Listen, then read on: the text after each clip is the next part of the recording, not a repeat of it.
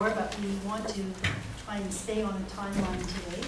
There's so much to learn, so much to do. This is a series of 3, as I'm sure you know. And our first session was fascinating. There was no way we could get everything in, but I hope that you'll find today informative and helpful, that there will be things for you to learn, questions to ask, and new people to meet and new perspectives to hear and understand. So welcome all, and especially welcome to the men that are here today. While we're looking at this from a female perspective, we need to look at it from a full perspective, and for men to help us to understand the female perspective as well. At least in my view, I'm just thrilled that we have a mixed group today.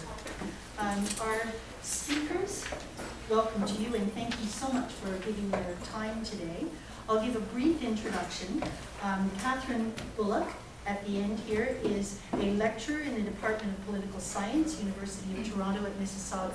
Her teaching focuses political Islam from a global perspective, and her research focuses on Muslims in Canada, their history, contemporary lived experiences, political and civic engagement, debates on the veil, media representations of Islam and Muslims. She was the editor of the American Journal of Islamic Social Sciences from 2003 to 2008, vice president of the Association of Muslim Social Scientists in North America, and executive director, education, media, and community outreach for ISNA. That is for the Islamic Society of North America. Thank you. Her publications include Muslim Women Activists in North America, Speaking for Ourselves, Rethinking Muslim Women's in the Veil, Challenging Historical and Modern Stereotypes, which has been translated into Arabic, French, and Turkish. She is also president of the Tessalit Institute, a nonprofit research institute, and of Compass Books, dedicated to publishing top quality books about Islam and Muslims in English. And Christina Vannon in the center here is an associate professor of theology and ethics at St. Jerome's University here at Waterloo. She is also the director of the Master of Catholic Thought at her university. Her areas of research include ecological theology, feminist theologies, Christian ethics, Catholic social teaching, and especially the thought of Thomas Berry and Bernard Lowenman. Dr. Vannon's most recent publication is Attaining Harmony with the Earth and In Search of the Whole, 12 essays on faith and academic life, edited by John C. Hawley. That's most of it. I didn't introduce myself, and I'll introduce you. Rabbi, I'm Carol McMullen. I'm a member of Temple Shalom, the Reformed Jewish community here in Waterloo, and Idrissa Pandit and myself and Marilyn Malton have been the organizers for this series, and so I know Rabbi Laurie well from my community, my congregation. So Rabbi Laurie Cohen was ordained in 2000 by Hebrew Union College, Jewish Institute of Religion in Jerusalem, in Cincinnati. Her path to the rabbinate included a career as a teacher in Toronto with an emphasis on special education and a position as director of a group home for troubled adolescents. Her love of teaching and compassion for the vulnerable in her society led to her calling as a religious leader. She is the associate rabbi at Temple Sinai, Toronto, and is now a teacher of Tanakh and Jewish history at Tannenbaum Chak, the Community Hebrew Academy of Toronto, where she was hired as the first woman rabbi in a previously Orthodox-dominated school. She has also continued her pulpit work as part-time rabbi at Temple Shalom here in Waterloo. Rabbi Cohen feels very blessed to be able to study and pray with people of all ages from a broad spectrum of both the Jewish community and the interfaith community. And I think that speaks for all of us and all the people that are with us today. So, washrooms are out the hall and down the hall. If you, do you want to say more on that? Actually, the women's is directly out here to the left. Thanks. And the men's cross through the cafeteria and to the left. So you have to try harder. So You can help yourself to refreshments as needed, leave for the washroom as needed. Our format today is that each speaker is going to speak for 15 minutes, and you've been given a question card. So this is a little different than last time. Everybody should have a question card, and we're going to encourage you to think of questions that you'd like to ask during the presentation. And there is a basket there. There will be a group discussion where we'll be focusing on questions for the speakers as well. There are pens at the back if you don't have a pen. Marilyn has pens. And all during this time, you can be working on your question cards and putting them in the basket to, for us to have an open question and answer period, which is usually one of the highlights of an event like this. It's really interesting to see all the perspectives and questions that you can come up with. So, to begin, Lori Cohen is going to share with us her perspectives on the topic.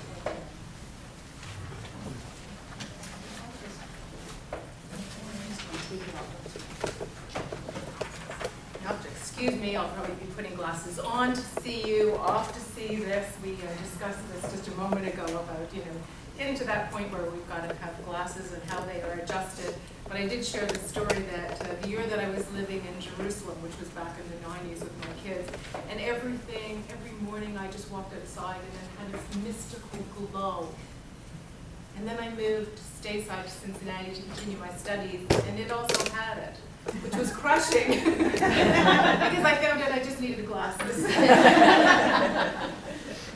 Anyways, I want to thank the organizers and Carol for inviting me to speak at this conference on religious traditions. And a part of me would like to believe that the topic is in some ways so yesterday and so antiquated, unnecessary, and yet I find myself, and in places that I am and hearing other women, that there's really a lot more work that needs to be done in terms of gender, and in places as we as women probably find ourselves. I want to start out just with a personal story. Carol mentioned that I teach at the Community Hebrew Academy of Toronto, and it is a private Jewish high school with a dual curriculum in religious and secular subjects.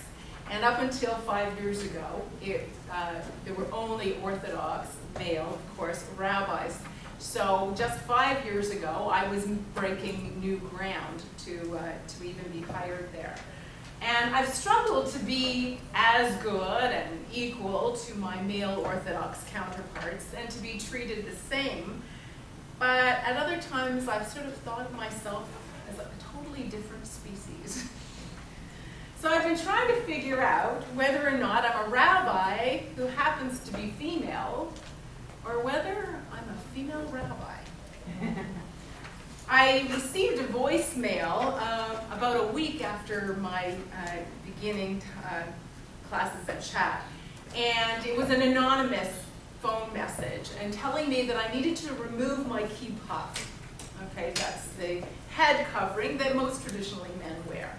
But this said that I had to stop pretending to be a man, and that if I did not, that it would bring countless plagues down upon my head and upon the Jewish people.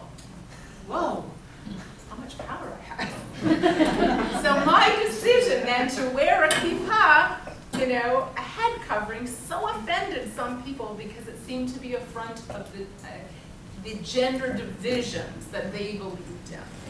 And I was in shock to hear that my gender and the way that I expressed it could be so important to my community just a few years ago. I come back to the difference then. Am I a rabbi who happens to be female, trying to perform the same roles, lead in the same way, and be treated the same? Or do I envision my role in a new way, a female rabbi? Does the very nature of being female change the definition of the role? And like all good Jewish questions, there's more than one answer.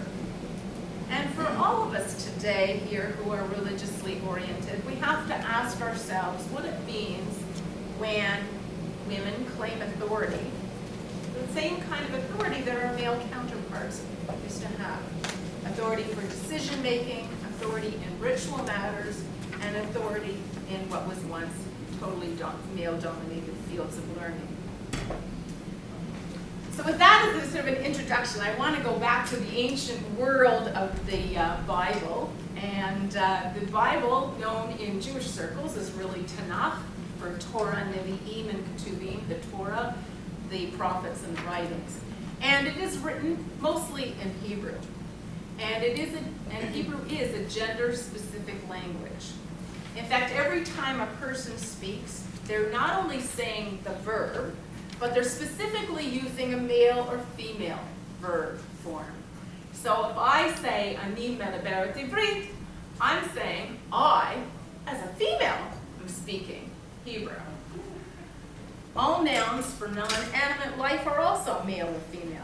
So gender is predominant in everything one says and sees and speaks about.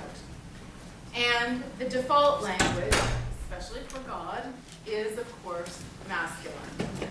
It has set the tone for a masculine conception of God. And there's no escaping gender then in Hebrew. And yet, despite the biases in language, biblical women were, in general, very strong characters. I know in your last seminar that Carol introduced you to many of the women of our sacred scriptures. And without trying to paint them with the same brush, we can summarize their impact upon their societies and their families. They were significant, important, life-changing women. When we read the literal words of the stories, we can be impressed that they were also vehicles for the divine. God spoke to them and through them, like Hannah or Sarah. They chose their successors, like Rebecca, and they saved their communities, like Esther. But in about 300 BCE, that is before the Common Era, we sealed our stories and they became canonized into our sacred scriptures, the Tanakh. But with the crystallization of our canon, our sages began the process of interpretation. So with a fixed set of words, they were free to let their imaginations fly, to interpret, expand, and emphasize the values, and bring them into perspective for their own time periods and their own communities. Laurie Green, in Deconstructing the Feminist Midrash, said, "The rabbis of each generation were products of the society in which they lived. They had a strong loyalty to the biblical tradition, but they interpreted the stories with their contemporary values and assumptions. These became the lens through which they read the Bible stories. Each generation found itself torn between the truth of the sacred text and the truth of their own experience. Two truths that they sought to reconcile." The early sages and rabbis who lived between the 2nd century BCE to the 4th century of the Common Era were greatly influenced and lived within the cultures of the Roman and Greek worlds. The worldview of the Roman Empire and the Hellenistic culture of the Greeks was male dominant. Men were the heads of the household and the public figures, whereas women stayed at home and deferred to their husbands. In fact, even love between males was a higher form of love, like in the writings of Plato. Women were in the background. Well, if this was the dominant cultural view, then it was also the world stage then for the early rabbis. They were not immune. Jewish history cannot be seen as separate in any way than world history. And so we actually find a diminishing of the role of women during these centuries. So as much as the rabbis were not free to change the words of the Tanakh, they could bring interpretations that often completely changed or reversed the literal meaning. So I want to give you two examples of which I could do this with just about any story in our tradition, but how they took the literal meaning and completely reversed it. If we look at Genesis 38, we find the intriguing story of Tamar. We are told that she had been married to the son of Judah, who died, and then she married the next son of Judah, Onan, who also succumbed. And one would be suspicious about this, but that would be another story. Thus, she was expecting the Levirate marriage to Judah's youngest son, Shelah. But Judah refused to give. his youngest son to her. Now the Levirate marriage was the biblical way for a dead man's name to be perpetuated through one of his brothers if he died before he produced an heir. This was the expectation of the ancient world, and it also served the purpose of ensuring a home and support for his widow, who would have been vulnerable on her own. But in this story, Judah refuses to give Tamar his youngest son, so she dresses as a prostitute and meets him at the side of a road, ends up having sexual intercourse with Judah, and bears his child. Later, the townspeople come to Judah and inform him that Tamar has played the harlot and is with child. The biblical author, though, does not pass judgment on Tamar, and in fact has Judah record saying, "She's more in the right than I, inasmuch as I did not give her my son Shelah." The story ends with Tamar giving birth to twin boys, and with the tying of the scarlet thread on the hand of the one who first emerged, we know that she has been given a gift from God, because her lineage would be part of the messianic line of David. Now, this story would have been understood perfectly well within the ancient world, and they would have understood the appropriateness and symbolism of its elements. However, the rabbis of the Roman and Greek culture had to find ways of redeeming this story and redeeming Tamar. What would they do with a woman who prostituted herself and then gave birth to a child of the Davidic messianic line? This was not within the possibilities of the rabbi's world. She was not a good woman. Or was she? The rabbis solved this problem by interpreting the words "she covered herself with a veil" in a new way. Instead of this meaning that she was dressing up as a prostitute, they said, well, she always veiled herself like a good and modest woman, and therefore Judah didn't recognize her. Because Tamar was a modest woman, she merited being the vessel for the line of David and the prophets. This was her merit.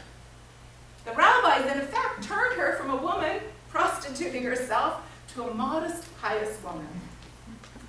And to this day, we know that modesty is considered the characteristic of the pious women within Orthodox Judaism. Signs in Mea Shearim in Jerusalem, a strictly Orthodox community, say, "Women dress modestly for the sake of God. Cover your knees and elbows." Is that my ding-dong? That's just we started a little late, so 2 minutes. Okay, all right. As modesty was not sufficient to erase the stain of prostitution, the Jewish writer Philo went even further in the 1st century and declared that Tamar had been filled with the divine seed and she experienced a virgin birth.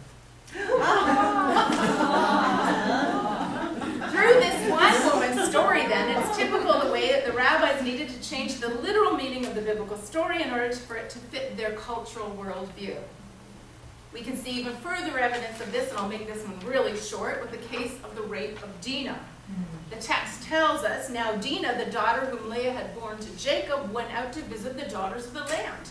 Well, in some ways, who can blame her? She had 12 brothers. Why wouldn't she want some girlfriends? Right? But today we find in our commentaries that sit in the pews of the synagogues different ways of understanding this. When the Torah is read, right, we can see what it means. And in the most Orthodox Chumash we read, the daughter of Leah went out in contradiction to the code of modesty befitting a daughter of Jacob. Like mother, like daughter, they said. Even though the sages teach that Dinah was lured out of the house, this implied criticism is valid, for she would not have gone out. That was not natural for her to do. Thus, in this interpretation, Dinah was raped because she was not pious and modest and stayed home like all good girls should.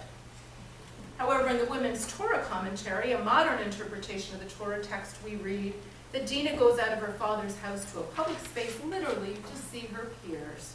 And we understand what it is, but she's ultimately seen with dramatic consequences. Therefore, in our modern feminist understanding of the story, we abhor the blaming of the victim and see Dinah's going out in psychological terms. We understand her motivation, and we don't cast aspersions on her right to go out. Over the past 2,000 years, we've seen that the surrounding culture has directly impacted liturgical, ritual, and the cultural life of the Jews. We can get to this in questions. I'll just give you one example, and then I'm going to stop. And that is, I want to just say something about marriage and the way it was conceived over the course of time. When the Jewish community was living in the Muslim-dominated lands, then the men could marry more than one wife. And that made sense within the biblical tradition as well. We know that Jacob had more than one wife. We know that it was not uncommon in the ancient world. So within the Muslim societies, then the Jewish men also could marry multiple wives. When the Jewish communities were living in Christian Europe, then it was decided that they could have only one wife. And it wasn't until about 1000 that Rabbeinu Gershom actually made a takana, fixing of the law, and it was because he was being influenced by living within the Christian environment to do so. So that's sort of an example, and everything else can come up in questions. I'm really short, I know, actually. it's so tough, there's so much, and the speakers really will be given more chance to elaborate during the question period if we stick to our teams. So thank you, Lori. Christina, if you can take it from there. Movements for emancipation of women in the West. We identify a first wave in the 19th century and a second one in the 20th century. And both of those have an impact on Christian women in Christian churches, and me included. Whether women identify themselves as feminist or not, as a consequence of these movements of liberation, Christian women do think differently about themselves, and they do operate more assertively as full citizens in our churches. When I was my daughter's age, and this is the hard thing about doing this because then I have to say when that was, anyway, around the 1970s, really there were not a lot of signs of the women's movements in society at large, nor in Christian churches. Because the second wave of feminism, the one in the middle of the 20th century, was still a young movement. So I didn't grow up experiencing many women in positions of leadership in my community, so my social world, let alone in my church. And I certainly didn't experience women as teachers of theology and so on. At the same time, this is a significant period in my own Christian tradition, Roman Catholic tradition, because we had just come out of a significant event of renewal, the Second Vatican Council, which happened from 1962 to 1965. We're celebrating the anniversary of that this year. And that was a significant period of renewal, calling the Catholic Christian tradition to full engagement with the world, as opposed to a position of fear and suspicion of the world at large. So here I'm a young woman experiencing, and I can remember the difference in what my church and what my own worship life was like in living through that. So that's what the impact on me. My daughters right now are living in a very different world, and that includes the world of their own Christian community. They do see women in many positions of leadership, both in their society and their church, even if there continue to be many limits on that leadership. And, lucky for them, they have a mother who teaches theology and who continually invites them to reflect on the messages about girls and about women that they encounter in their books and at their schools and with their friends and videos and so on. Telling stories I've experienced is so much a part of feminist movements, and so I just want to say a little bit then, in my brief 15 minutes, about what was taking place in my Christian community as I was growing up, and that ended up having such an influence on who I am, my choice, and the way that I live my life as a theologian and a mother. In the 20th century, this is the second wave of feminism, that secular movement for emancipation of women. And it's all aspects of life: home life, family life, education, politics, right? Fighting for the right to vote was such a focus in the early part of the struggle, and then a larger movement for liberation in the middle part. So in the 1960s, the Christian churches began also to be engaged in these movements for liberation. And that had a lot of the focus initially was on questions of ordination of women, questions about expanding the roles of women in ministry in their churches, in seminary education, in decision-making, in participation, and in sharing of power. Those are the kinds of issues. And really we can see two kinds of emphases develop in Christian feminism.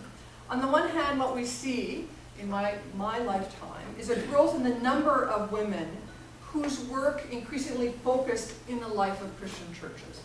In other words, we found many more women moving into a variety of ministries.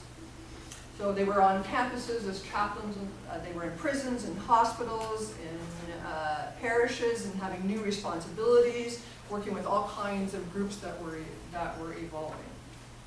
We have women beginning to work in all kinds of coalitions and organizations for social justice, locally, nationally, working in the leadership of their churches and so on. Because of this work and these kinds of concerns, women began to seek more education and more theological education. But it's in my lifetime that the first women in Christianity get degrees in theology, for example. That happens in the late 1960s. So it's very, very recent. So that that education brought they brought their experience to bear on their academic work, and we start to have women teaching theology, religion in colleges, in seminaries, which means they're affecting future leaders in Christian churches, and in universities. And these are women who become very politically astute about structures in society, but also their church structures and decision-making. So my daughters now can encounter women who are highly skilled professionals, and their work, these women and their work has convinced people that women deserve an equal voice and full participation in all of society and in the church. The other emphasis is that we find women whose work is connected to this work of ministry in the church, in the life of the church, but also extends beyond the churches in terms of its scope. Here I'm thinking about women who became highly trained exegetes, historians, theologians, literary critics, psychologists, sociologists. I mean, women move into the academy, and it makes a huge difference in their impact. And this academic work and experience persuades them about how deeply sexism is embedded in our churches as well as it is in our social institutions. And so from the 1960s forward, increasing numbers of women focused their research and writing on the situation of women. Within my Christian framework, women begin to pay special attention to the scriptures, to Christian history, and they engage in more and more theological and ethical reflection on the place of women. They expose traditional and contemporary biases and limitations of their roles that have been accorded to women throughout its history. And so very rich. It's striking to me, I can't keep up with the literature. The difference between when in my tradition women began to be engaged in feminist reflection, and I used to be able to stay on top of the literature, and it's just an explosion in the 1980s and 1990s. I want to point out three main tasks that emerge as Christian women engage in feminist work. The first task that we engage in critique of our history. But like any liberation theology, feminist theology has criticized aspects of the Christian tradition that denigrate women. So for example, looking at passages in our scriptures that associate women with what is considered to be less divine, inferior, connected to the physical, to chaos, to evil. Places in Scripture in the Christian scriptures, where women are told to be silent, where leadership is clearly supposed to be where women are supposed to be subordinate to male headship, etc. The judgment that women make is that these passages like these underscore ancient patriarchal attitudes that legitimate notions of the inferiority and subordination of women. In the writings of early Christian leaders of the church, whom we always refer to as the early church fathers, not that anyone's in reality, but in the writings, as we say, of the early church fathers, there's evidence of misogyny operating within the Christian church. So someone like Tertullian talks about women, quote unquote, as the devil's gateway, or quote unquote, the first deserters of divine law. There's lots of contextualizing we have to do for this. I don't like to just pull text out of this. This is what you have to do. We'll get in 15 minutes. Clement of Alexandria. It's thought-provoking, right? Observes that a woman should be covered with shame when she thinks of, quote, what nature she is. Or Thomas Aquinas in the 13th century, based on very bad biology, just really bad biology. But because of that bad biology, then women are understood as defective, as misbegotten. Something happened in the process. And he also says it's not possible in the female sex that any eminence of degree can be signified, for a woman is in a natural state of subjection. End quote. So part of what Christian feminist theology continues to do is to bring this misogyny in the Christian tradition into the light and make sure we take a good look at it. So they keep alive, as Christian feminism says, this dangerous memory of women's historical oppression. It's dangerous because when you keep bringing it into the light, then it's a movement to change that. There's a Christian feminist spirituality that emerges when Christian women began to realize that their oppression has to do with this dichotomy, long-standing dichotomy, continues to operate in our culture, between spirit and body.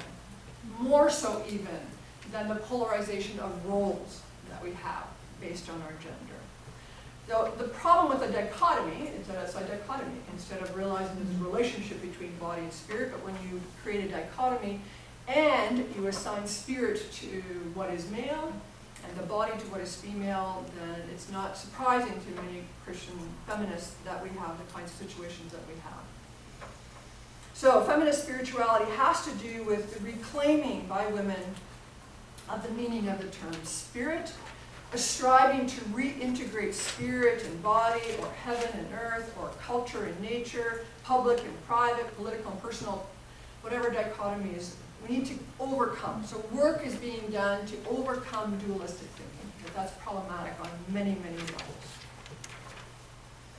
A second task in Christian feminism has been the recovery of the lost history of women in the Christian tradition. There's work to be done. It's as if, when I was growing up, it's as if there weren't any, and there are many. Wonderful work. So, the same work that Laura is talking about, is finding that women exercise significant leadership within Christianity and its history and its traditions. The judgments that women were genuine apostles in the earliest Christian communities. Women were scholars. They were founders of communities in patristic and medieval times. They were members of religious communities who responded to social needs in healthcare, medicine, social services. They were involved in the religious and social reform of 19th century America. So the faith and the tenacity of such women continues to encourage contemporary Christian feminists as they struggle for equality. And they really are role models. They really keep many of us moving. A third task has been and continues to be the revisioning of Christian categories in ways that take seriously the equality and the experience of women. So this would involve, for example, reformulating how we talk about God, that we can no longer conceive of God in these purely masculine images and concepts that make us end up assuming that God is male. Ongoing challenge. I probably say that to my daughters every week. God's not a man. Yes, we say here, and we hear he all the time. But God's not a man. Look at him. We have to work really hard to figure out how to do that. But it's an ongoing issue. Christian feminists continue to work to reformulate how we talk about Jesus. How do we emphasize humanity rather than maleness? Right? The fullness of the humanity of Jesus rather than focusing on the maleness of Jesus. Christian feminists are reformulating how we talk about what church means, what ministry means, what rituals, worship means, all these aspects of our communities of faith.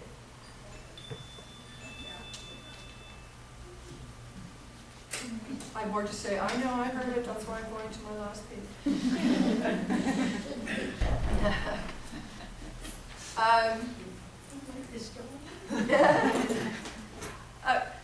As a Christian feminist, I think the ongoing work is the continuing to pay attention about the connections between culture and religion. In other words, you can't isolate Christianity or any religion from what's going on in the culture at large. So it's continuing to see those connections. And to realize that and extending those connections. So whatever we might have said about women is now, and it's the work that I do, we can see that this problem between the spirit and the body extends to how we human beings relate to the natural world. So there's a whole emergence of an ecological feminism, Christian feminism, and so on. Women's movements in Christian churches are characterized by concern for women that continues to reach beyond our own Christian communities. There's a bonding beyond ourselves and our communities that's been taking place, and I think continues to grow. So women who have been active in promoting the cause of women in the life of Christian communities are more and more likely to also be involved in movements for peace, for social injustice, environmental justice, for racial equality, for dealing with food crises, whatever it is.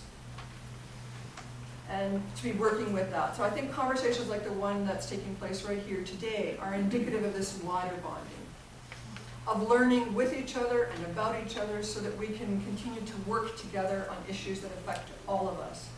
And it's about continuing to seek liberation for non-human and human beings alike.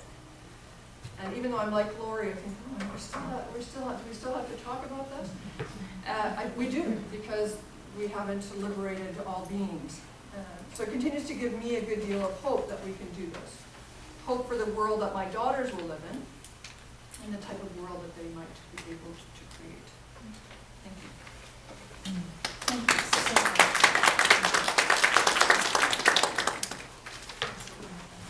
So Kathy?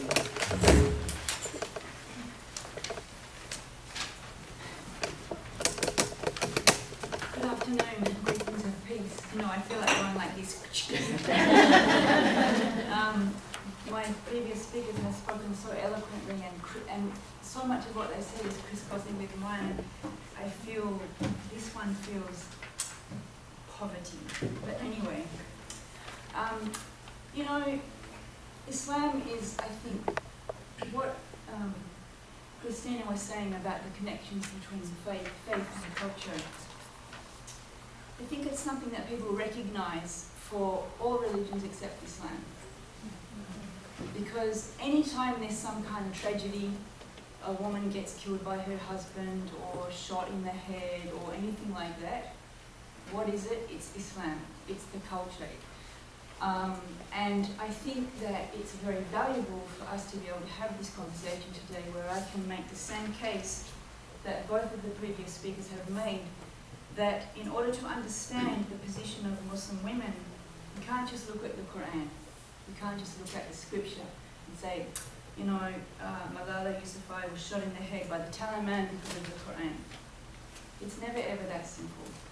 Tony Blair wanted to understand Al-Qaeda, so he read the Quran. As if that's going to really help him understand Al-Qaeda. And it's the same with Muslim women. So to understand anything about Muslim women, you need to understand the history, the socio-economic makeup, the politics, you need to understand psychology, and you also need to understand what kind of Islamic scholarship is being produced by the scholars, as the rabbi had said, of any particular community. So it's impossible to generalize. I think all of us today, the speakers, felt overwhelmed by the topic that we've been given, because it's like faith and culture since the beginning of history. Right? Well, it was easier for me because Islam's only 1,400 years old. Rabbi Cohen had the hardest job. Even in one society, Egypt, let's say, the rural Egyptian woman has a completely different culture that she lives in than the urban Egyptian woman. And of course, both of them are different from the Indonesian woman. Islam stretches from Morocco to China to Indonesia, and of course now we have these minority communities living in countries further west. So really, my argument is that every time you want to take an issue of Muslim women, that you have to do it on a case-by-case basis. And I can't do that because that's 1,400 years of, half the globe. So what I want to do then is just to suggest a set of 3 insights, perhaps a methodology of how we might approach this. If we wanted to look at what the intersection between faith and culture might look like. So there are 3 parts to my talk. I hopefully will do it in 15 minutes. First of all, I will explain and define those 3 insights. Second of all, I will expand on them a little. And third of all, I'll talk about a distinction that many of us like to make between what's called true Islam and cultural Islam, to demonstrate how women's rights can get implemented and changed over time. And I'd like to use the theme of women and education to illustrate my points. So, first of all, the 3 insights. Number 1. Human beings often claim to act in the name of their faith, when they are in fact acting opposite to their faith.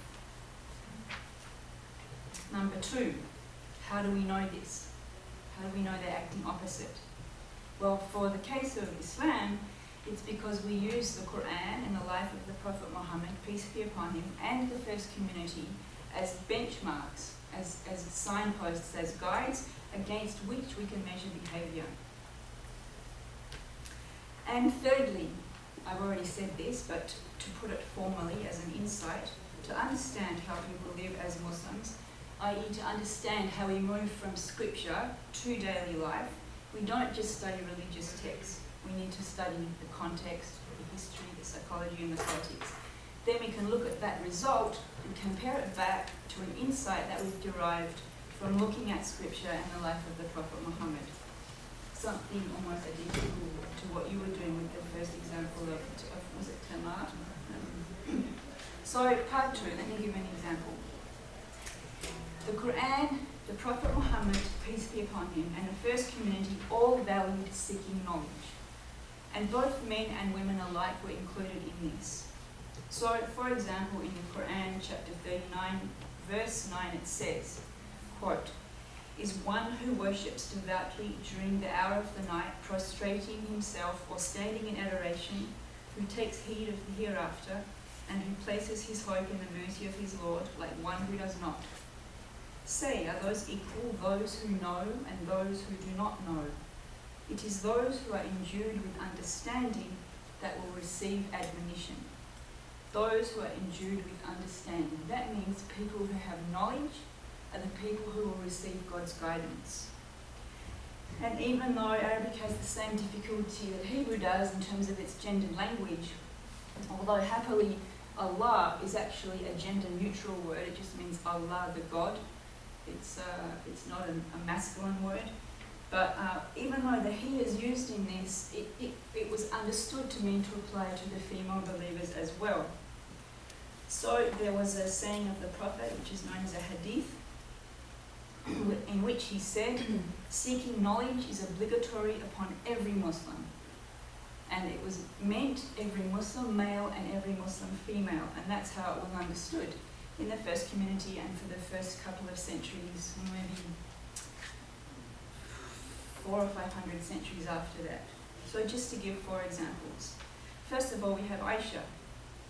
She was the wife of the Prophet Muhammad and the daughter of a man known as Abu Bakr, who became a ruler after Prophet Muhammad had died. She used to give legal opinions known as fatwa. I'm sure you're familiar with that word. She taught Quran. She taught interpretation. In Arabic it's called tafsir. She taught poetry, literature, genealogy and medicine. The Prophet Muhammad, peace be upon him, once advised his community, take half of your religion from this ruddy-faced woman. And by that he meant his wife Aisha. So he commanded his community to learn from her. Fast forward, he died in 650 something. So fast forward a couple of hundred years to Damascus, we have Aisha bint Abdul Hadi. The students would undertake long journeys in order to study hadith. Hadith is the Arabic word for the sayings of the Prophet. They would take long journeys to study under her. One of her students was Ibn Hajar al-Asqalani, who's a very famous scholar of hadith. He wrote a book called Fath al-Bariya. He records having had 53 women teachers, 12 of whom were designated musnida, which is probably a bit like, Dr. Bullock. It translates as the authority. But anyway, he had 53, 12 of whom were musnida. About the same time in Cairo, we have Nafisa bint al-Hassan, and one of the most famous founders of Islamic law, Imam al-Shafi'ah, used to attend her lectures about hadith. In fact, so impressed was he with her scholarship that when he died, he directed that his funeral be passed by her house out of respect for her as his teacher. Fast forward about 300 years to Baghdad, and we have Shutta bint Abi Nasr Ahmed al-Ibari. She used to lecture to large audiences in one of the main mosques in Baghdad. And she was described by her contemporary biographers as, quote, the calligrapher, the great authority on hadith, and the pride of womanhood. So, fast forward, my math is not that great, what is that, like 900 years to Taliban in Afghanistan. We know that they were pretty busy closing down schools, threatening anyone who wanted to go to school. This shooting recently, the tragic shooting of Malala, for someone who, she just wanted to go to school. I've been told that the Taliban were finally planning to open girls' schools, but even if they did, they had a very limited understanding of what education consists of. And this is where we can understand similar processes that were happening in other faiths of this closing down of what was open to women. So they were going to learn how to recite Quran in Arabic, but without being taught Arabic because it wasn't their mother tongue. So they're going to learn how to recite without understanding the meaning. And then they're going to learn home economics, cooking, sewing. That's all they need, right? So we know that that kind of education would not produce an Aisha or a Nafisa or a Shutta. So we can see that the Taliban are very limited and misguided in their understanding of what women's education looks like. Not least to mention that the Prophet instructed his society and all Muslim societies to be kind to women. So that shooting a young girl is outrageously not kind. And it's not of the Quran, and it's not of the Sunnah. So we can use the Quran and the examples of the first community to know that the Taliban should be supporting and not opposing women's education. That was my insight number 1 and 2. We can use these 2 insights to criticize their behavior and call them back to proper Islamic ways.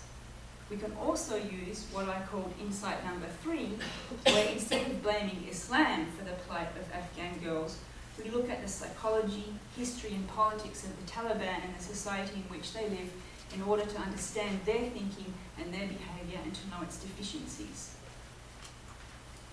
Which brings me to part 3. I am a convert to Islam. You may have guessed by my name and book. I get a lot of shocked reactions when people hear me on the phone and then they meet me in public. I believe that Islam oppressed women. I came to Canada from Australia in 1991 to do my master's degree, and I met a lot of Muslims at the International Student Centre. I was an atheist at the time, and I used to say to these women, "What are you doing here?" They'd say to me, "Oh, medicine, engineering." And I'm like, "No, I didn't mean what subject are you studying. I mean, what are you doing at university? Because I thought your culture did not allow women to get educated." So then they would tell me this distinction between true Islam and cultural Islam, which I have learnt over the, 18 years now since I became a Muslim, is a very helpful distinction, although it's also very simplistic. Because who is to say what true Islam is?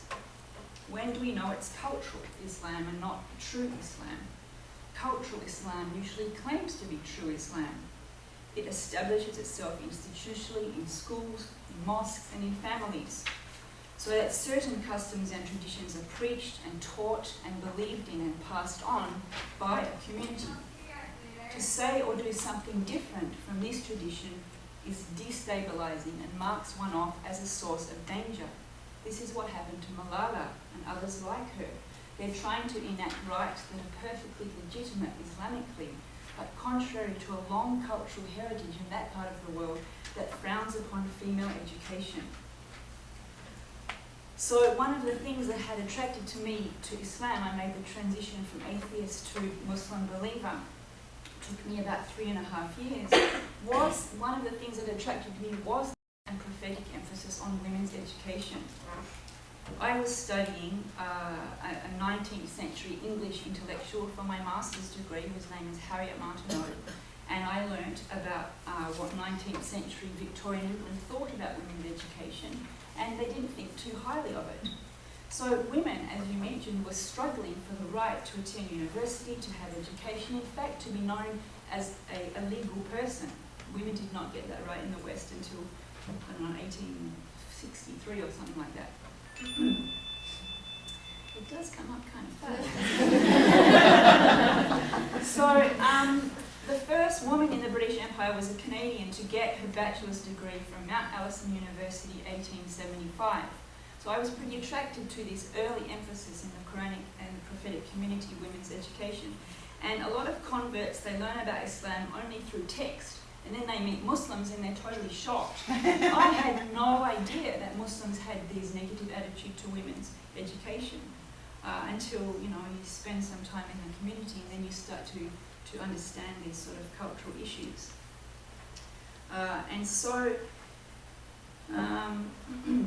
The Prophet Muhammad, peace be upon him, said, "The best of my nation is my generation, then those who follow, and then those who follow."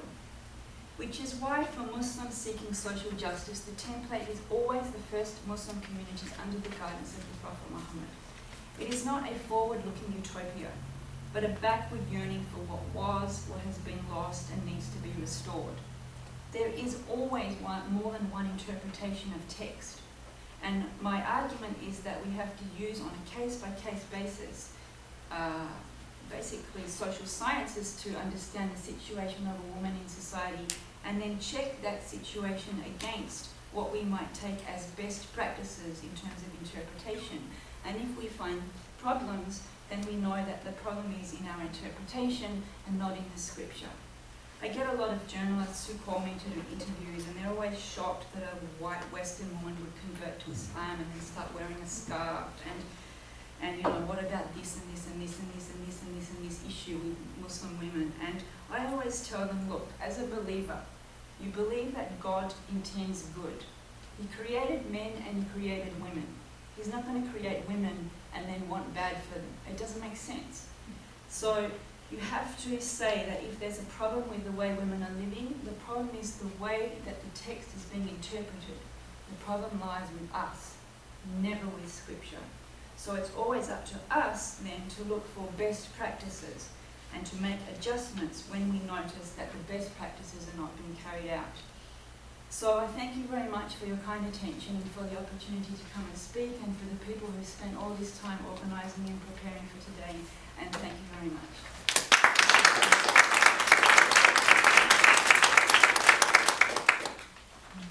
Thank you to all three of our speakers. What a horrible job to have to stop any one of the three. This is just fascinating. But we're just starting. There's going to be much more time to expand on these. So I hope you've been busy making notes. I saw lots of people making notes and working on your little question cards. And we're going to, in a few minutes, have a break and then do a small amount of a small group interchange and discussion.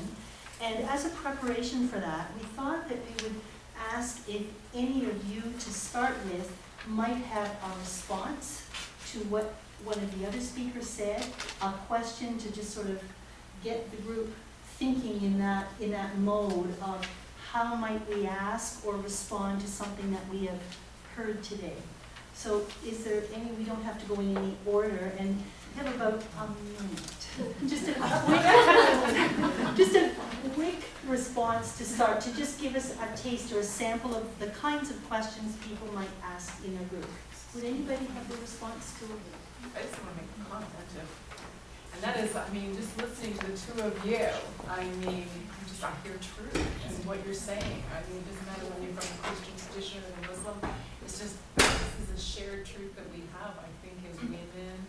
And so just my comment is, we share so much. And in fact, I think sometimes we share maybe more because of our outlook and our worldview than perhaps some of the extreme elements in all of our traditions. So that's just a really heartwarming to be a part of and to feel. Thank you. Comment, question? Christina? I was also struck. I'm struck by all three of us come from traditions with text. sacred texts that you have to deal with. And so the question of interpretation and making judgments about interpretations, and it's a struggle in all of our religions, and sorting that through and thinking that through is important. The impact of that, it sounds like we share similar histories in terms of the impact when there are disagreements about how to interpret those texts or what they mean or what they were intending, and that we share similarities about the impact on women and understanding women and so it's very consoling to just realize that you don't stand alone within my own tradition, my own religion, trying to sort through these issues. And would that we could help each other then. There's a possibility that we could actually help each other through the work of figuring out the process of interpretation. Which we will do further as we proceed today. Do you have a comment? Well, only that it's good for us to reflect on the opposite of what you had said about what we share in terms of, you could also say that the extremes in each faith tradition also share, because they might share in misogyny or they might share in patriarchy. So, I mean, I've heard stories of, in Israel with some of the really right-wing Orthodox settlers throwing rocks and stones at young girls who are not considered to be dressed modestly. And then you have the Taliban for throwing acid on girls for not. So that we can understand some of the issues that women face, issues that they face because they're women. And then misogyny finds its way through whatever sort of milieu it's in. And so if we share as sort of feminist religious leaders, then there are also sharings amongst the sort of misogynist patriarchal side, and I think that's really useful, especially for a Muslim, because Islam is always so blamed for being irredeemably patriarchal. Okay, that gets us started. We're going to have a little time of quiet reflection and then a very short 5-minute break. But before we do that, I'm wondering if we can just get the logistics, Marilyn, of when people come back. It looks like we have enough for 4 groups. Are you thinking instead of 3, or do you think we should stay with 3? Your call. Yeah, either could work. 3 will be fairly large, so Let's go with 4. So we'll have when you come back. Suggest in the groups, if you came with somebody, maybe don't be in that same group with that person. Try to split up and have a nice mix of people that you don't know in the group, so we have different voices and different perspectives if that's possible. So we'll have one group here, one group there, one here, and one here. Please just get your refreshments or whatever, but if you can just not have private conversations, we're going to have the fun of the big questions. I think everybody likes this part where you get to hear what everyone else is saying and what the speakers would say to everyone. So I think, Marilyn, I wish Carissa didn't have to be away today, but I think that there's a course or 2 or program based on the number of questions and the scope of the questions that I have here. There is no way in 25 minutes that we are going to cover all of these. So, it's what I am trying to do is to take from the questions that have come in the general themes and the themes most often. So it isn't personal. It's just which questions seem to be repeated and speak to the themes. So,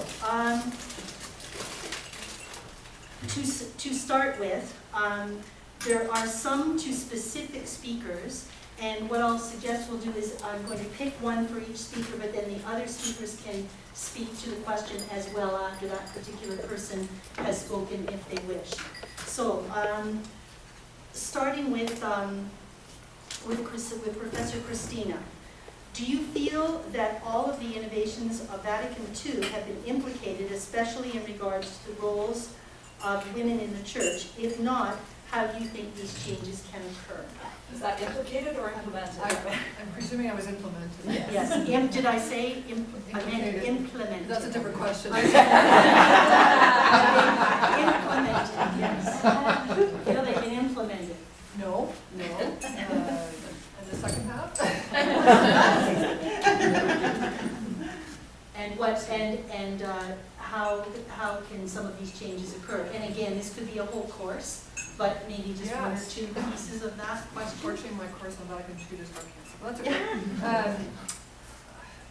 No, but no, everything that it would have emerged in at that period of time, we're still, I think it's 50 years later. 50 years in the scope of human history is not very long to even understand what took place. So we're actually doing, the process is underway of figuring out what was happening there. At baseline, there are all kinds of things to sort through. There are texts that emerge from that, and so there's ongoing work to figure out what are those texts really saying, who said them, what kinds of compromises are present in the text, because we know that among the 1,200 bishops or so that gathered to and created these texts, then there were different positions. There's a spectrum of thinking within my Christian tradition, let alone Christianity more broadly speaking. So the ongoing work, I think, is the fact, how would I put it briefly? People still look to the Second Vatican Council as a period of renewal, reinvigoration, and those who experienced it that way, that are still living, don't want to let go of that. And so continue to ask questions about what is it that's liberating and life-giving in that process and in those texts. But that means it's ongoing. I mean, the work of interpretation that we were talking about earlier, it's ongoing, and it happens. It happens in and among the people, and I think that's part of the ongoing tension. Is the group that was raising questions: who is interpreting? Well, all kinds of people are interpreting. Leadership is interpreting. People who, day-to-day people living in their own communities are interpreting. Professional theologians are interpreting. So there's lots of interpretation going on. How they're talking to each other it's a perennial issue about how different members of this particular tradition will talk to each other. But so the ongoing work is to continue to keep those texts in front of us. I think there will always be movements that want to say, let's pull back to what we were saying before those texts came out. And there are others of us, I would be in this position to say, no, we can't pretend those texts are not there, and they have to be dealt with. And we find, we ask about what the intentions were in those texts. In fact.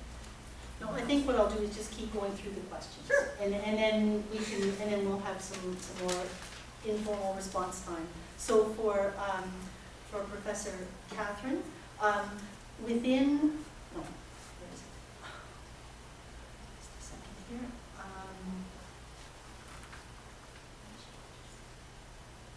It's in my head. There it is, okay. How can Muslim women take a more active role in their societies to spread the truth of true Islam as opposed to the cultural Islam that you were talking about? Thank you. Well, that's a great question. Yeah. I think to take an active role means to get involved in what we might call mainstream, although I don't like that word, but everyone knows what I mean when I say it, Canadian organisations. So Muslim women are extremely active. I've done a lot of research about Muslim women's activism. It's often confined to the Muslim community, like running weekend schools or stuff to do with Muslims, like at the mosque or something. I think it's time to go outside the boundaries and to get involved with the Red Cross or Save the Children or all the mainstream organisations, so that people have an understanding that Muslims are meant to contribute to the well-being of humanity, not just the well-being of their own community. And I think that's one of the best ways to help spread that message about true Islam. I'm going to put two questions together here. This will be for Lori to start with. How do we define the role of a spiritual leader divorced from gender? And then how do you add back in the impact of gender on that role? And do you have any advice to give to women in religious leadership when we are faced with various forms of male dominance that feels like bullying? Okay, well, it's very interesting that the question you've asked me is the question that I proposed at the beginning of what I was saying. And if you noticed, I did not answer it. Now's your chance. The reason why I didn't answer it, because I think that even for me, that is an ongoing struggle. I would be lying to you to say I've now figured that out. I don't know. I mean, there is a part of me that really is trying to fit into that traditional mold of being a rabbi, of interpreting the traditions, leading rituals and all that. And there's another part of me that believes that no, as a woman, I'm doing something so different. I am bringing, and I hate to be, using stereotypes this way, but I think I bring a more tolerant, more compassionate face to some of the things that we do. So it's a question that I'm trying to work on, and I don't think there will ever be just a completely this way or that way answer. I think it's going to have to be a melding of both together and feeling comfortable. And again, I mean, women weren't ordained in the Jewish tradition until 1972. Yeah. There was a couple of examples, like Regina Jonas in Germany in 36, but really mainstream ordination, 72 was the first year, so it's really, really new. Let's open that up across to, do either of you, would you like to comment on women in leadership in your? When I heard the question, I don't know how you define leadership apart. I don't know how you would do that because it's embodied. I mean, leaders are human beings. So that's always been the case. Now, has it been the case that if leaders have been predominantly men, then we have interpreted what that leadership means out of that? Sure. When we keep trying to figure out what that means exactly. But I think the work is, the reality is, women are being leaders. Women are spiritual leaders, and they are being them. We can spend, I used to spend more time trying to think about, what does that mean, and if women were ordained, my tradition does not allow ordination of women, and that was an issue, and it was an issue for a long period of time for me personally, but I actually think the work is for me to be fully what I'm supposed to be. So if I'm a theologian in this tradition, then that's what I have to be, and I have to be it as who I am. So it's not that the gender is irrelevant, but I'm not going to limit thinking about what it means to be a theologian to the sense of gender. So I don't know how to divorce. And I'm not sure that we could do that with anything. Because it's more, maybe it's a better question to say, as women are taking on positions that they might not have in the past, what are we learning about that role or that responsibility that we didn't know before? What questions are we asking now that we may not have been asking before? How do we change the job description? Well, it's what are we learning, if anything? I mean, it's a fair thing to ask, but and it may, it's pretty recent for my tradition too. So it takes time to get to the point where you're going to be able to even do that kind of reflection on what this might mean. And I'm not sure that as somebody who's trying to be what I think I'm supposed to be and do it to the best that I can, as authentically I can, that I can actually be the one to make that judgment. I think it's going to be over time that we can learn to step back and say, oh, okay, what are we seeing now that we have men and women?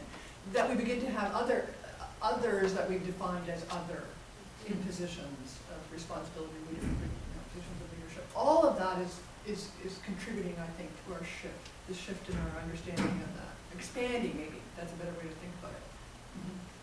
Thank you. Catherine? I think I'd rather hear another question. Yes, okay. There is, just looking here, there are so many. Okay, this one is specifically on the feminine, but it's a fascinating question.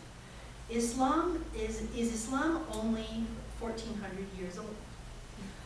Was not Abraham, peace be upon him, a Muslim, Quran says Abraham was, I can't read what this says, but on the right path.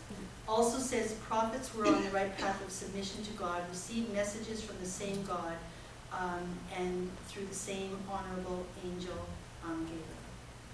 Well, that's an excellent question, and of course, I mean, from the Quranic perspective, Adam was the first Muslim, and Eve was the first Muslim woman, and God sent all the prophets from Adam up through Noah and Moses and Jesus. We think they're all Muslim prophets with the same message that there's only one God, worship that God. But when we use that word Islam, we tend to mean the organized tradition around which the Quran, like each prophet came with a book. That community that follows that book is then named sort of after. So Moses came with the Torah, so they're known as Jewish people. Jesus came with the Gospels, so they're known as, in Arabic it's the Nazarene, the people of Christ, of Jesus Christ of Nazareth. And the Muslims are known as the Muslims because Islam means to submit to God. We're not known as Mohammedans, although in the 1900s they used to call us Mohammedans because they used to think that we worship Muhammad or something. And he came with the Quran, and so there are faith communities organized around each of these books. There's also a belief that Prophet Abraham, peace be upon him, came with a manuscript, a text, which is lost, and Prophet David came with the Psalms. So from that point of view, yes, there's continuity. I don't know how that question relates to the feminine one. No, it doesn't, but it looked interesting. Okay. I get to see the questions. See who gets to interpret? Yeah. That's right. So certainly with all the questions and the questions from the group, talking about who holds power, who interprets text, there are more questions on that, and I would just like to ask if any of the panel had anything more to add on that theme. And let's add to that, what can be done to change that culture? Anybody like to add a few more thoughts? I think we'd all be millionaires if we knew the answer. That's right.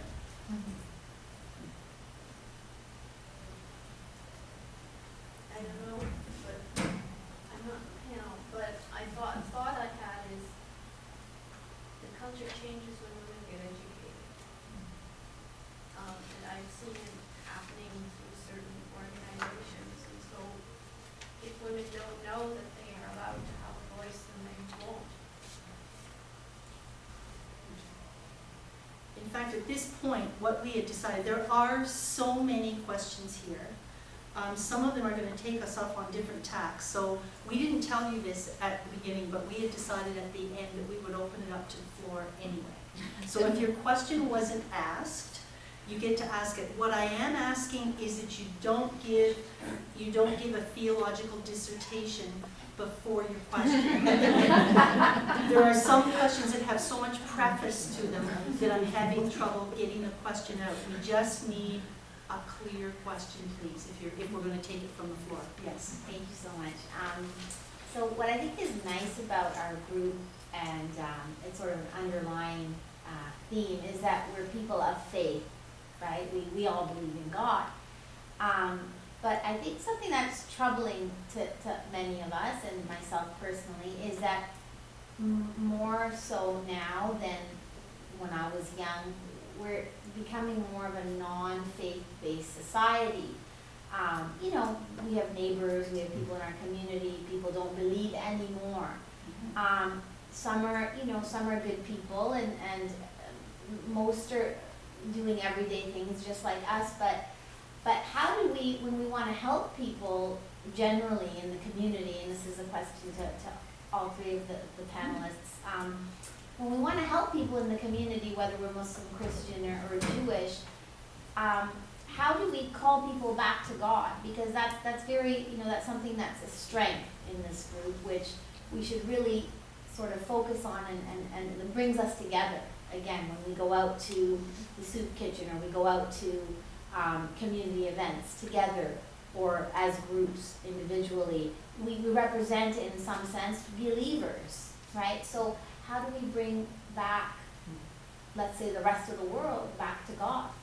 And I would like to add to that, is that a valid endeavor?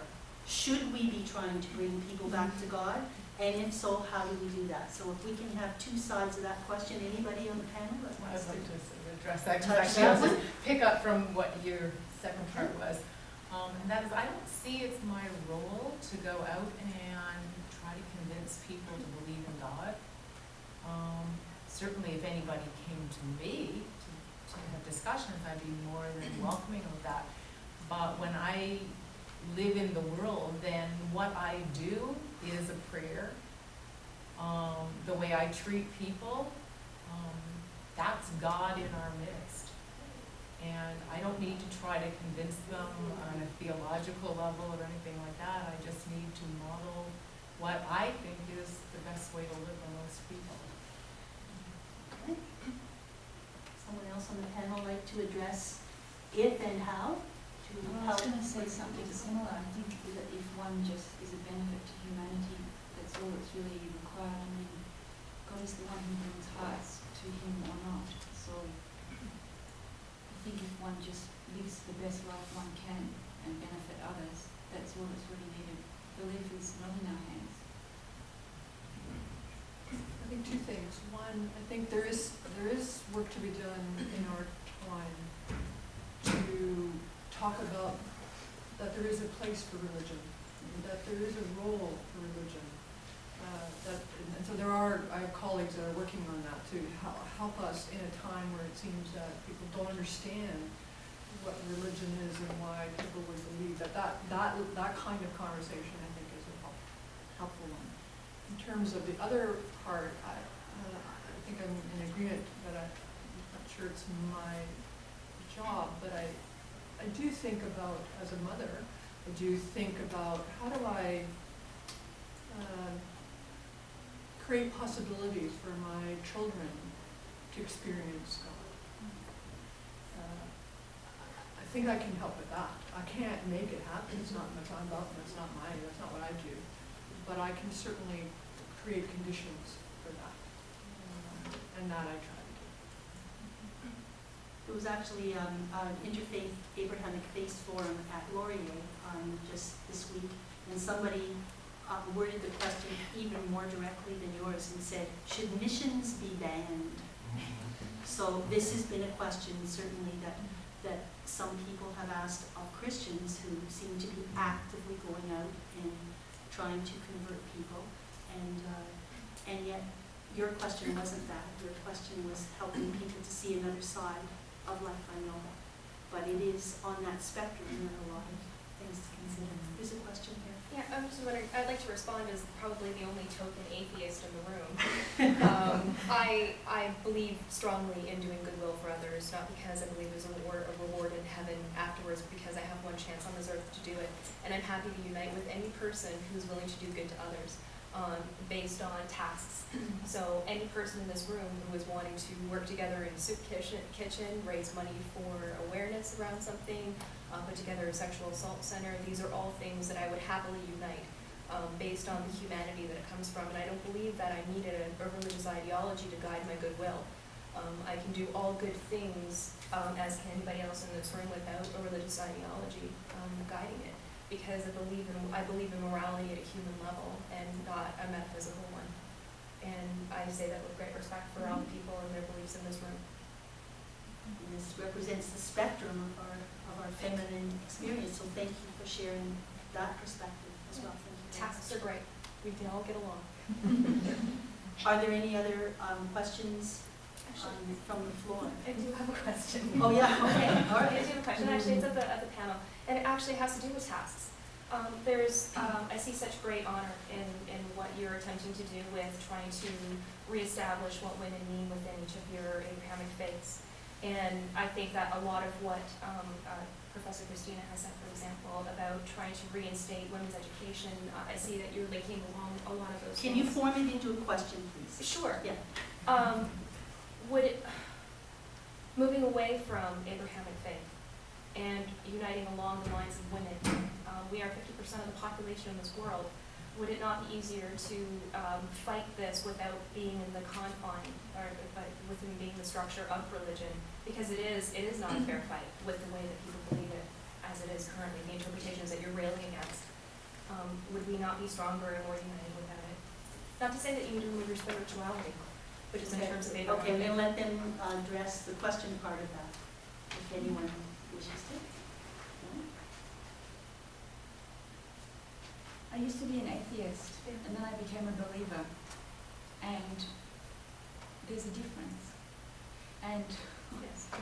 I don't know if I know. I don't even know if I can put that into words. But I would support anything about women's education, yes. But one's connection with the divine, with some kind of metaphysical experience, with some kind of spirituality. You don't have to call it God. But, you know, there's more than just things in the world. There's light, there's spirit, there's something that's beyond our material senses. And to have a connection with that is so enriching and so empowering. So that were one to cut that, that's like cutting the umbilical cord. Does that have to be called Islam too? I converted because I thought it did have to be called Islam. But in my 18 years as a Muslim, I've come to understand that the divine is present for many people in many different ways. And so that it doesn't have to be the organized religion of Islam. People find spirituality and that connection with the divine in so many personal ways. Like I used to find swimming in the ocean a spiritual experience. So that's what I've come to now after all that time. Thank you. Would anyone else like to respond on the panel to that thought of this journey? I mean, it's a lot of what Catherine said resonates, because I think that you end up with a religion because some human beings that had some religious experience that over time they came to interpret and had meaning. It's meaningful. And my religious experience and the meaning that I understand it to have is connected to other people who have understood the meaning of their experience of the divine in similar ways. I can't, and it's not gender, it's not about connecting gender-wise, it's about connecting with other human beings who have had, with whom I share common experience and common understanding of the meaning of that experience, and we come to the same place. Does that mean this is the only community, the right? No, absolutely not. If I had that position, I wouldn't be sitting on a panel like this, if I was holding that position from my religion. But I agree with Catherine, it makes a difference to have had an experience that I understand in a particular way, and I share that with other people. And that really matters in terms of helping me understand what that experience means. And it's historical, it's over time. And when it's over time with lots of people, that means there are misunderstandings and all kinds of things to sort through, but I can't easily walk away. I've thought about that many times, but when I came to say, no, I can't, because the community of faith matters in my understanding of who I am and what my own religious experience of the divine is about. It can't be divorced from Christianity. Not for me. Would you like to speak to that? What can I add? I mean, because I understand and respect what you're saying. But just coming a little bit to the divine, there are many people within the Jewish community that would say that they're probably atheists. That you don't necessarily have to have a defined belief in God to be Jewish. My husband's an example. He grew up in communist, Europe, and he's nothing but Jewish. historically in traditions and all of that, but doesn't have a defined belief in God at all. So I think that, first of all, Judaism transcends that spiritual belief in God anyways. So it comes from a different place, but I say, as much as, yeah, I can share on a faith level or a spiritual level or a feminine level with other people, there's something about having a similar foundational story, and I think that that's what Judaism is, that is a shared story, a common story that we believe in. And I hope that's resonating with the point that you brought up, because I didn't want to come across it in a negative way at all on that. And I think we're hearing that, and yet we have to respect that there are people that are not going to relate in that particular way, and their experience is just as valid. We have time for one very short question. It's so short, Carol. Okay. Right to the point of faith in the feminine. Christina, you said you teach your children that God is not a man. Is God a woman? And does God embody feminine qualities? No, God is not a woman, and yes, God would absolutely embrace and understand anything that's feminine, masculine, of any aspect of the world that God has created. And I know we could go across the panels and have more. One of the things I said I would do is keep us on time. So this is what I suggest we do. Some people are on a really tight schedule, and and in a couple of minutes, those people can just slip away and go as they need to. If other people would like to continue the discussion, say for about 10 minutes, many of us are free to stay, and we can have a little bit more discussion informally. What were you going to say, or can we Just not? on the back of your sheets, there are 2 contact emails. Mine's not correct. It's mmalton with an N on the end. You can send other questions. We have a 3rd session. Yes. So you can send other questions, suggestions to us as feedback. Keeping these. Yeah, and as well as feedback from today, either to Idrissa or to me, Marilyn. And you can do that via our email. So put an N on the end of my name, and I'll get to you. And I would like to share what's coming next. And hopefully you will invite more people from your social circles, congregations, if that is relevant, and have more people here. So Saturday, September the 1st, Reclaiming the Feminine in our... Saturday, December the 1st. Reclaiming the Feminine in our faith traditions. Explore the contributions of women in religious leadership and scholarship, including ways that women of faith are reclaiming their history, redefining leadership, and responding to challenges posed by visible and invisible religious structures, which many people raised today, and we'll be getting into more details of that, plus all the other sidebars that we get into. So much fascinating stuff. So thank you so much, everyone, for coming. Thank you.